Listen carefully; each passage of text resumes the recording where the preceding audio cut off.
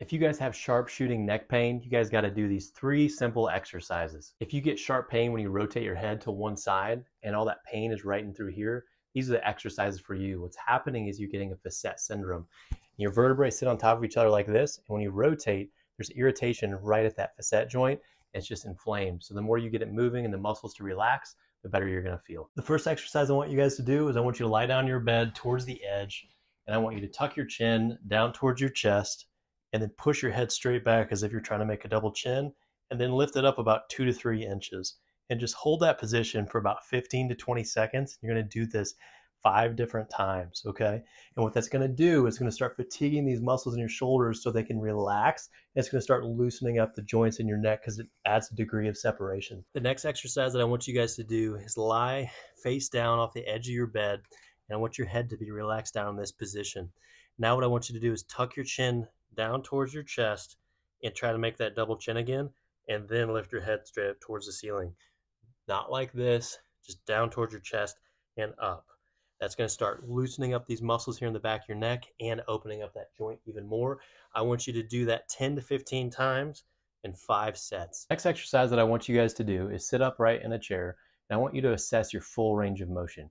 Go to the right as far as you can, and then note your level of pain on a scale of 0 to 10. And then rotate as far as you can to the left. And once again, note your pain on a scale of 0 to 10, 10 being the worst, 0 meaning no pain at all. Now, as you're sitting upright, I want you to rotate your head back to the right and back to the left and see what range of motion you can go the furthest in. And I want you to repeat this movement in the direction that you can go the furthest, okay? So if I can rotate my head further to the left, then I'm going to be doing this exercise going to the left side. And if it's the opposite, then I'm going to be doing it to the right side. So let's assume that I can rotate my head further to the left than I can to the right. So what I'm going to do is I'm going to go from a neutral position, looking straight ahead, as far as I can to the left 20 times. So it's going to look just like this. I'm sitting upright, and I'm not fighting through any pain. I'm just going through the full range of motion, all the way to the left as far as I can, and then right back to neutral. Repeat that 20 times. Now reassess how far you can go to the right. Now, can you go further?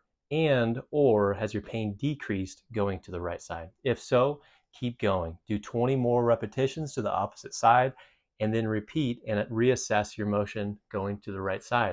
If your pain or motion is improving with this exercise, keep going. If it's not and it's plateaued, now I want you to take the exercise to the next level. And what you're going to do now is you're going to go in the direction where you had the most motion. So for me, it's going to the left. And then once I'm all the way to the end, I'm going to start oscillating my head at that end range. So I'm going to rotate as far as I can, and now I'm just going to start moving my head back and forth in that end range as far as I can.